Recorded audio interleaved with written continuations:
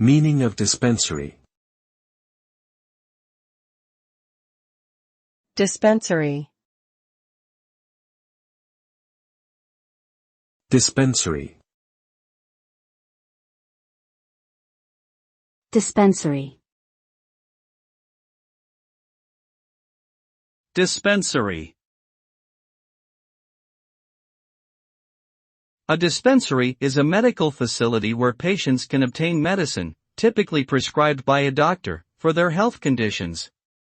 Dispensaries may offer a variety of products including pharmaceuticals, herbal medicines, and medical devices. They are often used for the treatment of chronic or acute pain, anxiety, depression, and other medical conditions. Dispensaries can provide personalized care and advice to their patients, making them an important part of the healthcare system. They are subject to certain regulations to ensure safety and quality of care.